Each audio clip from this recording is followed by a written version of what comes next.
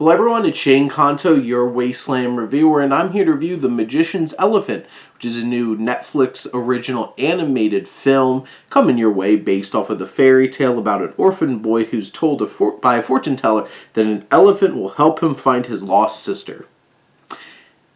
If you could get past how absurd this story sounds, then you'll probably be in a good spot. Because that's a big hurdle, first off. I'm just like, what?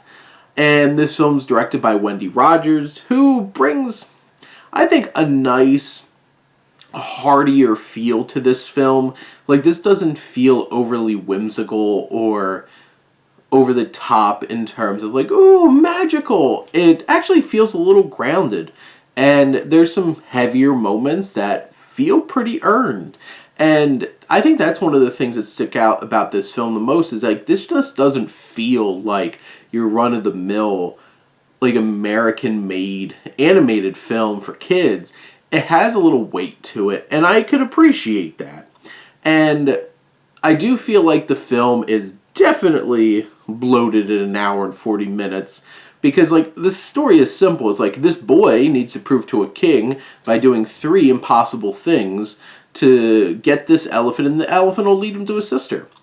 And it's just like, there's definitely scenes in this film where it's just like, really drawing things out, adding extra fluff into it, and it's just like, get to the point. You do have this young boy who has a dynamic with this soldier who saved him as a child. Noah Jupe plays the young boy. I think he does a fine job.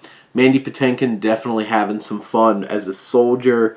You have his neighbors played by Brian Tyree Henry and Sean Clifford, and I think they both do really good jobs here.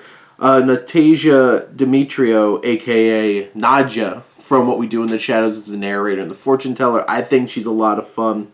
Benedict Wong, who is the magician who brings this elephant to this small town accidentally, I think he's a fun time, but like they spend way too much time with him that just feels like this did not need to be a main subplot of this movie. He doesn't really add much. And then you have Asif Mandvi and Kirby, who are the king and the duchess, the countess of this place, and I think they have an interesting dynamic, and they're fun characters and engaging characters, but I just feel like this film does have some weightier and heavier moments. It does have some fun, whimsical moments and exciting moments, and I think those work for this film.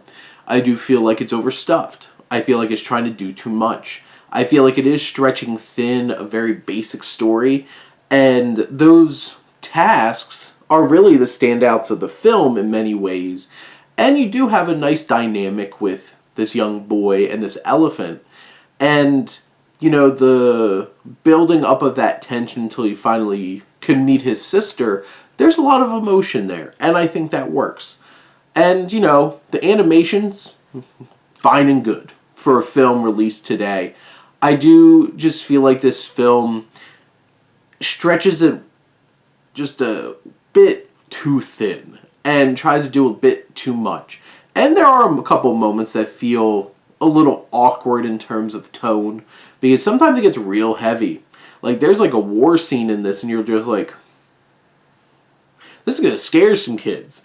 And it's that kind of thing where it's trying to balance all these elements, and it does a fine job and delivers a fine experience that you could share with your family.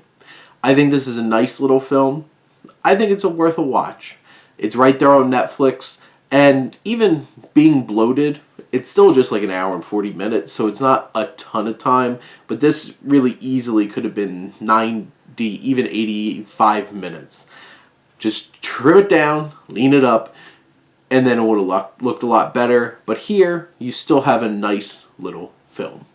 But those are my thoughts on The Magician's Elephant. Let me know what you think, and let's talk some movies. But thank you as always for tuning in and supporting your Wasteland reviewer.